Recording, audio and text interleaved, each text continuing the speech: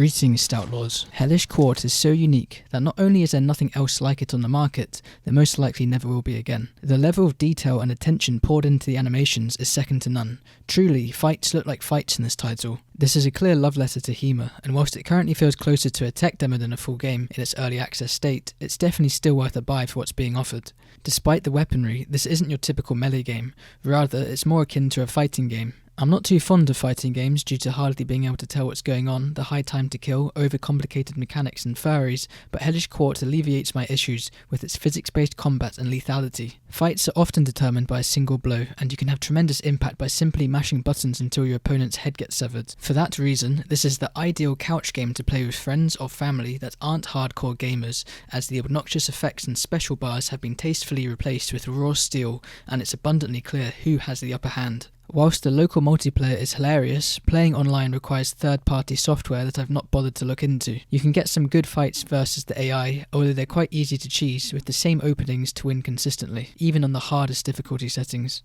At the risk of offending the Hellish Quart comp scene, if it exists, the combat feels random due to the automatic blocking, a feature Mordhau has seemingly adopted, and I doubt there's a huge skill ceiling, but I'm not trying to find it in any scenario. The enjoyment here is simply witnessing the violence of the two fighters on screen tearing into each other. Updates continue to get added, including maps, characters like this drunk monk who is straight garbage, and a HEMA practitioner mode for the squeamish. Overall, if you're at all interested in melee combat, you'll certainly find a few hours of casual entertainment here, and you can always drop back in when new content gets added.